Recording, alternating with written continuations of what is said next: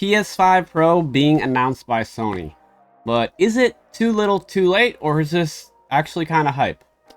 Not gonna lie, we've all been hearing about the PS5 Pro since the PS5 came out, but it started to become more legitimate within the last year or so. I made a video on it at the end of 2023 once it was leaked that Sony had sent out prototypes of the consoles for developers. So developers got it November of last year, so they've had nearly a year to utilize the hardware, make new games, and now tomorrow, Tuesday, September 10th, Sony is having a 9-minute presentation where they're going to officially announce this thing. Now, at the time of recording this video, it's not officially announced, but they literally tweeted today that they're having a 9-minute presentation, not about games, just about technical hardware, like a week before the state of play. So fairly safe to say, pretty obvious that all the leaks have been accurate, been pointing to this. Sony tweeted it out, so we know what to expect. Now, this has been picking up in the last month or so that Sony was going to do this eventually because we knew it was going to come out by the holiday. We've known that for a year, so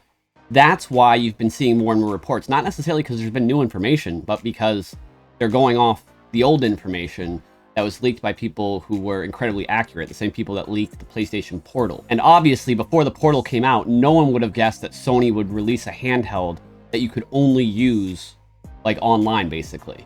You know, no one would have predicted that. So that's how these leakers kind of gain some credibility in my book. But all of that is to say, I was not excited for the PS5 Pro. I was not excited. There wasn't really going to be any new games that were going to be taking advantage of the hardware, you know, as far as we knew. Hopefully that state of play will get me more to be excited about, but like until I actually see it, I'm not going to be excited. And the other important issue here is, what is the price going to be? Because since I'm uploading this a day early, we don't officially know the price yet. That's where I see the most division. So let me know in the comments. First of all, would you buy this at all for any price? And if you would, what price, what's the most you would pay for it? And what price you would never pay? Because it looks like it's going to be $600 without the disc drive.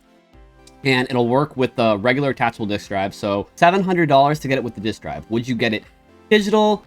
Would you get it with the disc drive, or would you just not get this at all? And also, let me know if you're here early enough, let me know what you think the price will be. And if you come here tomorrow and write the actual price that gets announced, that's cheating.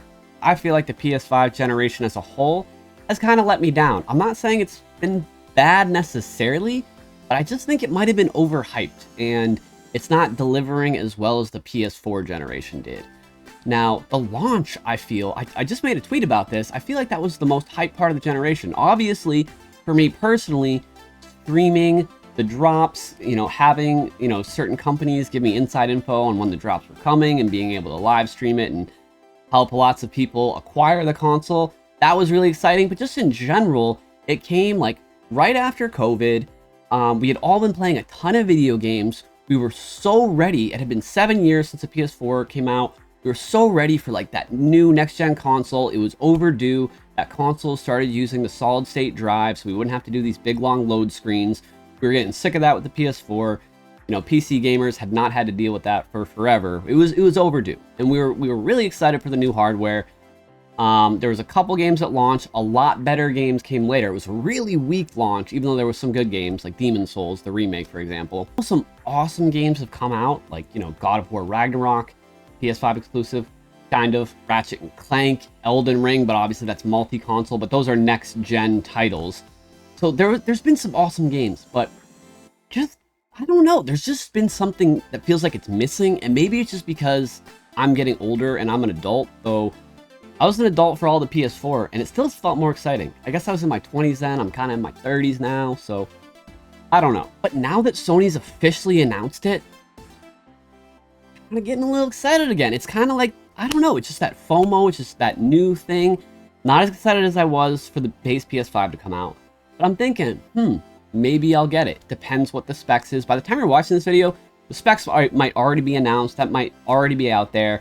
Obviously, I might do a follow-up video if the specs are compelling enough and I feel like it's worth it to make a second video. But this is just really about, is this the right move for Sony? Is it the right move to, I guess, if they're going to make money on it, I guess it's worth it, but I don't know.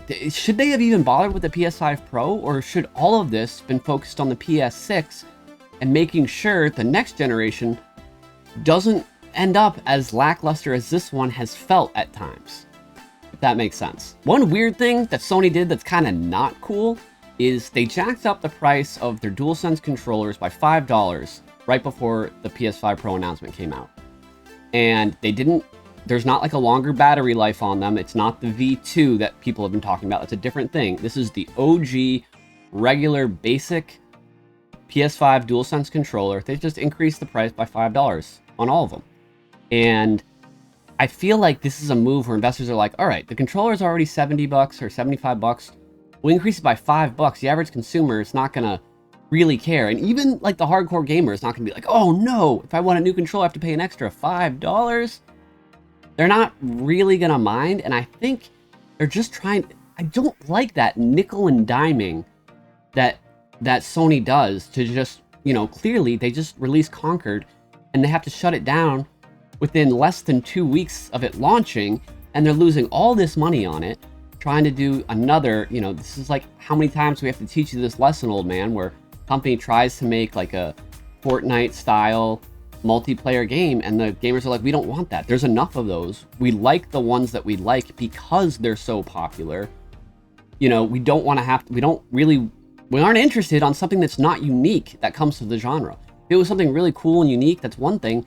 But I feel like all these games are copy and pasted almost, where it's like they copied the homework and changed a little. Anyways, weird moves by Sony. And I think at the end of the day, okay, cool. We have the PS5 Pro coming. That's awesome. I love my PS5. I love PlayStation. I love the games. Like, I'm not a hater at all. I just feel a little jaded by this generation. And I think what will really decide whether this is worth getting for me or not is what games are coming out. State of play, please blow me away. State of plays in the past have been notorious for just not doing it quite like Nintendo Directs do, or honestly, Xbox has had some banger showcases. And Sony's has some okay ones, but for the most part, it's just kinda not doing it for me. So I really think they're announcing this PS5 Pro next week. We really need some banger games. And honestly, the PS4 to the PS4 Pro, 4K came to the PS4 Pro, right? It wasn't with the PS4 at all. So there was like a real reason, and it launched with Red Dead Redemption 2, which was an awesome game, and I bought that launch bundle. And I loved it. But there's not that compelling reason for me to get a PS5 Pro right now. And that's just someone who's made a YouTube channel about it and always tries to buy like the latest things so I can talk about them. And I probably will at some point, but as you know, I haven't been doing YouTube as much, so at this point, I don't really care about like getting it for YouTube. I'm gonna get it if it's compelling to me, and if it's not compelling to me, I'm not gonna get it. So Sony, I'm open. I'm ready to be wowed. Please wow me. And guys, let me know what you think in the comments. Are you gonna get a PS5 Pro? Are you not? If you're seeing it when it first comes out, obviously you gotta wait till we see the presentation tomorrow. But if you're seeing this in the future, they've already announced it. Maybe you're seeing this after the state of play. You buying it? You not buying it? Sony, you've played with my heart, and I'm just skeptical, but I want to be excited. I want to be hyped up, and hopefully I will be. Have a great day, everybody. Peace.